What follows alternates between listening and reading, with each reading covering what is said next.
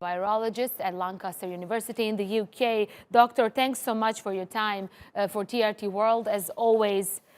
So the Thanks for having coronavirus me. is mutating. Is this a surprise? And could we expect this and kind of be prepared for this? And what does it mean for all of us?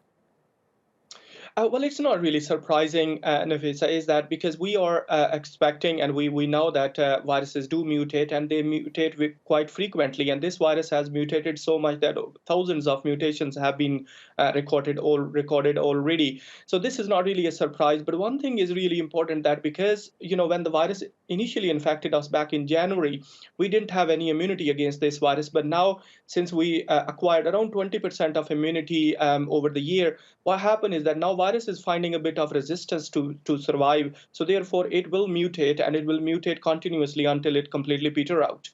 And why are then the governments across Europe so worried about this? Why are they halting the flights, closing the borders? And why are the UK officials so worried about this specific strain of the virus that we are just hearing?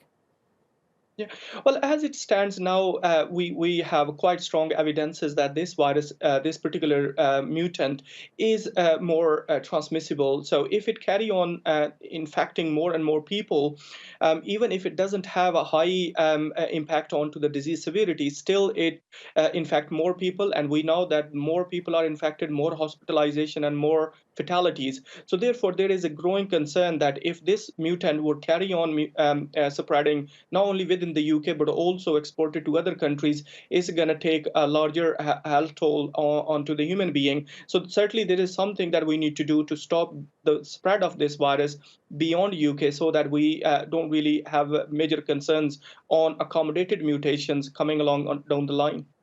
And you were talking about that briefly, but I do want to ask you, will the same vaccines still work for the other possible strains of the COVID virus? Yeah. So vaccine basically when somebody is vaccinated, the vaccine doesn't work against only one particular part of the virus. It works against several components of the virus. So if some part mutate, it doesn't really affect onto the vaccine efficacy. However, the important thing is that at this moment is one mutation, but over the time, if keep on mutating, then the worry is that this virus would escape the immunity established by the vaccine, and that is what we have to avoid, because the virus, if it penetrates into the population for a longer duration, it would accommodate more and more mutation, and those mutation can ultimately make the vaccine ineffective. But as it stands now, it is not having any impact onto the vaccine efficacy. And should we be more concerned about these new strains, or by the fact that some people are still not following the rules?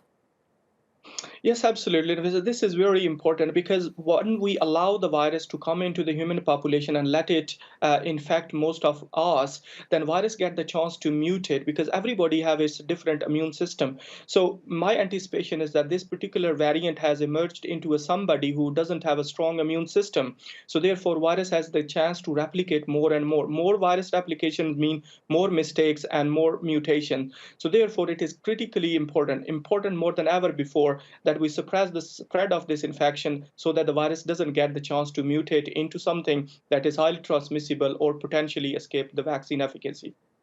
Mohammed Munir, Dr. Mohammed Munir, thanks so much for explaining all that to us.